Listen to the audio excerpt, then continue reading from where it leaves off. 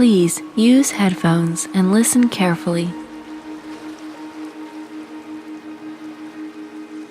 See, what this entire contrived ideas about what is spirituality, what's happened is, people think if they're seeking God, they're spiritual. What you need to understand is, you have already made an assumption and then you're trying to concretize your assumption.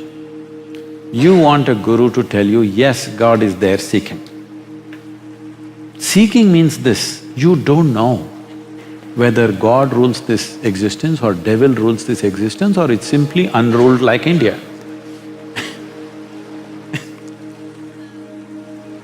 You don't know, that's why you want to seek. Seeking means you do not know and you want to know.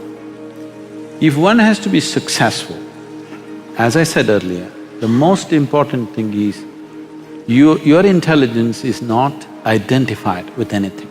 Because the nature of the intellect is this, the moment you take on an identity, your intellect will work hard to protect that identity. You just have to tell yourself 3 times, I'm an Indian. Suddenly everything Indian looks nice, everything across the border doesn't look nice. You just have to tell yourself, I'm this, and immediately it only protects that and nothing else. This is the nature of the intellect. In fact, that is the work of the intellect because intellect is a tool of survival. Intellect is not ultimate intelligence. Unfortunately, because we are too much under European influence and somebody there said, I think so, I exist, we just lost it. In India, in the yogic system, we do not ascribe too much significance to your thought, first of all. So why we do not give significance to thought process is, it can only happen from the limited data that you have gathered. What you call as thought, whatever kind of thought you have, is just recycling the limited data that you have gathered. You may think about gods, you may think about pleasure, you may think politics, you may think money. It is only the data that you have you're recycling. You are not see, you may be thinking whatever. So I have been telling, this is a hard thing to do with people, constantly telling them, if God appears in your meditation, you just have to ignore him. But Sadhguru, if Shiva comes, especially if he comes, because Shiva is coming only because of the calendar images that you have seen. If you were born elsewhere, somebody else would be coming. So this is the old data playing up, so whatever plays up. See, you cannot think God, you cannot think money, you cannot think ocean or the sky. You are only recycling the limited data. So we don't acknowledge thought process as a great form of intelligence. It's a wonderful instrument for handling your survival in the material world. But if you want to pursue something, there are other dimensions of intelligence within you. To put it very, very simply, today afternoon, whatever you had for lunch, let us say you had a chapati.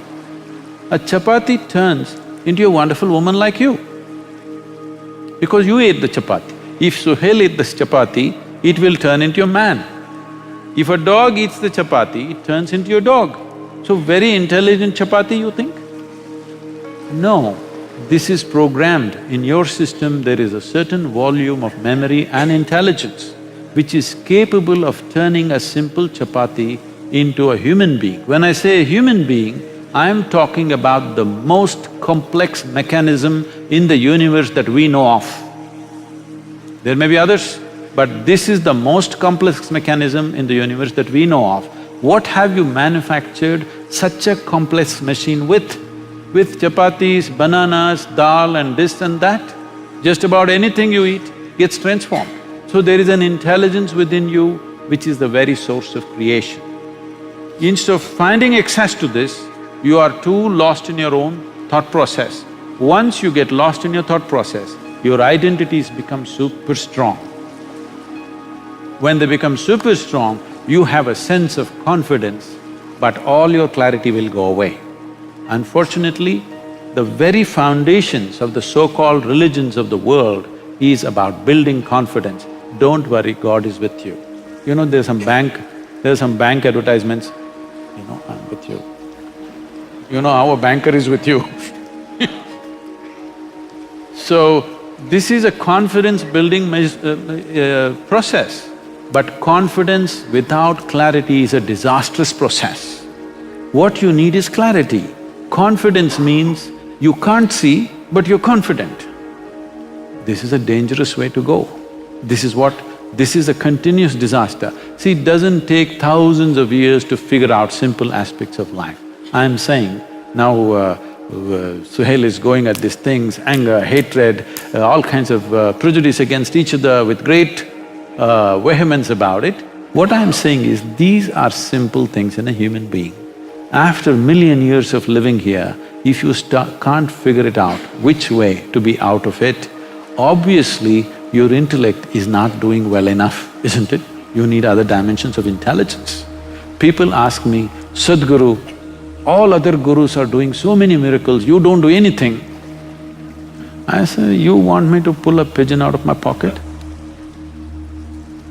If I do that, you will have a bird and I'll have a shitty pocket.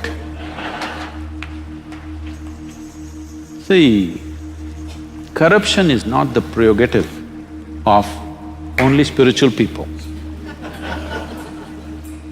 There are corrupt politicians, there are corrupt lawyers, there are corrupt policemen, there are corrupt doctors, there are corrupt every kind of profession, okay?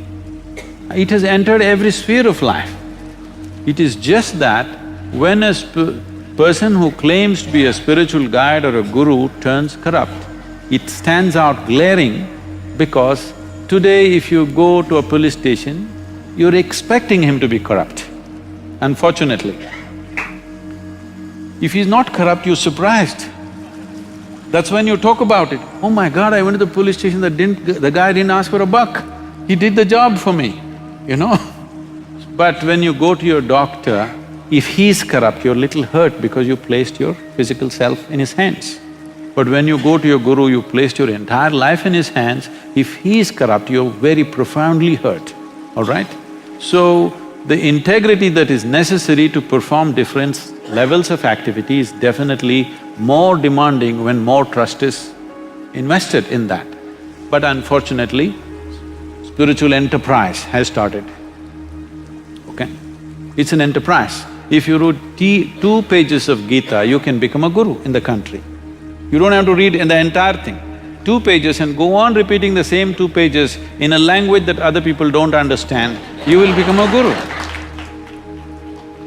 So about being successful with that spiritual process, this is all you have to do. Tonight when you go home, sit on your bed, look at yourself, what is you, what you gathered, okay?